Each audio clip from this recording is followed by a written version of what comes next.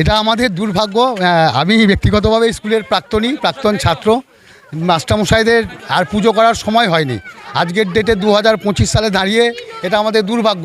আমরা এটা সহ্য করতে না পেরে মা সরস্বতী বাগদেবীর আরাধনা ছাত্ররা ঘুরে বেড়াচ্ছে, ওয়ারাজ মাস্টারদের এখানে উপস্থিতি নেই। বাচ্চা ছেলেদেরকে নিয়ে ভিতর থেকে করুণ আর্তনাদে আমরা গেটের বাইরেই পুজোটা সম্পন্ন করলাম। জানি না কি হবে, এবার মাস্টারমশাইরা আসুক। মাস্টারমশাইকে সকালবেলাতেই মর্নিংয়ে জানানো হয় এবং উনি খুব রুড ও কণ্ঠে, আমি ব্যক্তিগতভাবে ওনাকে ফোন করেছিলাম, তো বললে পুজো করতেই হবে, এরকম তো কোনো বাধ্যবাধকতা নেই। একটা বিদ্যালয়ের পুজো করতে হবে এরকম কোনো বাধ্যবাধকতা নেই। আমার 52 বছরের জীবনে আমি কোনোদিন শুনিনি। তো দেখলাম মাস্টারমশাই যখন বাধ্যবাধকতা নেই, তখন আমাদের তো একটা আছে। বাচ্চা ছেলেমেয়েরা যারা প্রেজেন্ট স্টুডেন্ট, তারা স্কুলে কাঁদছে, ফুল নিয়ে ঘোরাঘুরি করছে। একটা ভিডিও করে আপনাদের দিয়েছি, আমি ছেড়েছি। তো তাদের উদ্দেশ্যেই, তাদেরকে নিয়েই বাগদেবীর আরাধনা আমরা গেটের বাইরেই করলাম।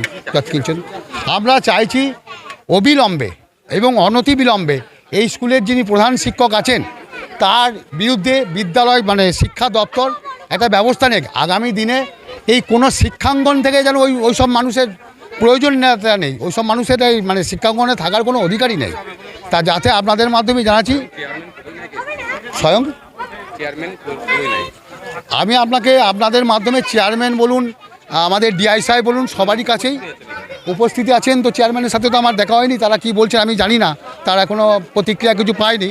কিন্তু আপনাদের মাধ্যমে আমি, যিনি আছেন বা না আছেন, ডিস্ট্রিক্ট ইন্সপেক্টর সাহেবকে সবাইকে আমরা আবেদন জানাচ্ছি অবিলম্বে এই প্রধান শিক্ষক মহাশয়কে স্কুলে রাখলে পরে যেটা বেস তৈরি হচ্ছে, সেই বেসটাই যদি উনি বেসলেস ব্যক্তি হন, তো ছাত্রদের বেস কীভাবে তৈরি হবে?